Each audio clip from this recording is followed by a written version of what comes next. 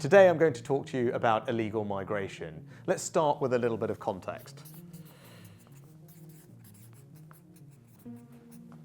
Before I became Prime Minister, 46,000 people crossed the Channel in 2022. Also, the numbers were growing exponentially, in fact. They quadrupled in the last few years, and everyone expected them to continue rising and said there was nothing you can do about this issue. And it was clear that criminal gangs were deciding who gets to come to our country, and not you, the British people, or the government. So that's why I said that stopping the boats was one of my 5 priorities and set out a clear plan to achieve that. So, how are we doing? Now, I've always said this is a complex problem and we've got to tackle it in lots of different ways. First, we signed a new deal with Albania so that we could turn illegal migrants back to that country. Second, we set up a small boats operational command with more resources to do more activity in the Channel itself, but also to do joint patrols on French beaches.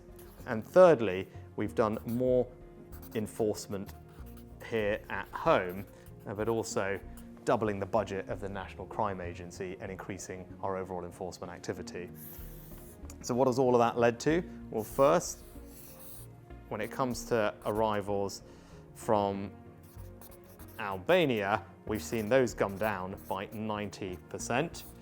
Our work with the French has helped prevent 26,000 crossings. At home, we've increased the number of illegal enforcement raids by 80%. We've now arrested almost 1,000 people connected with illegal migration, and we've returned 150 hotels back to their local communities for regular use. And all of that has meant that in the last 12 months, we have seen 33% fewer arrivals than we saw in 2022. So the plan is working. But I've always said, in order to fully stop the boats, you need to have a deterrent. That means that anyone, regardless of who they are, if they come here illegally, they won't be able to stay and they will be removed, either to their own country if it's safe, or Rwanda. Now, we've brought new laws to Parliament to operationalise that plan, the toughest new laws to tackle illegal migration that anyone has ever brought to Parliament. And in a nutshell, what those laws do is end the legal merry-go-round and stop people being able to exploit our legal system and make spurious claims which frustrate our ability to remove them when they've come here illegally. Now, people make all sorts of claims. What our laws do is tackle all of them, whether that's asylum, modern slavery,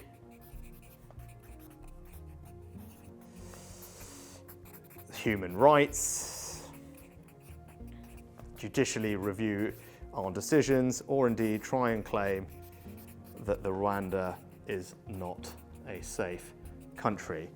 And I'm really pleased that in the teeth of lots of opposition, we have now passed these new laws through Parliament. Now, what are the next steps? Well, we've been preparing for this moment thoroughly. First, we made sure we have the right team in place. So we've trained 200 specialised caseworkers to process people's claims. We've also made available 150 judges to deal with anything that comes their way.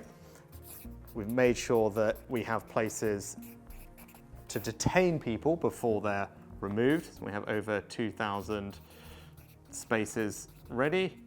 And when it comes to the flights themselves, we have an airfield on standby, and planes, commercial charters, have already been booked. And in terms of timing, I've said the first flight will go in July, but in order to have a proper deterrent, what we are also going to have, and I'm confident we will now deliver is a regular drumbeat of multiple flights a month through the summer and beyond until the boats are stopped.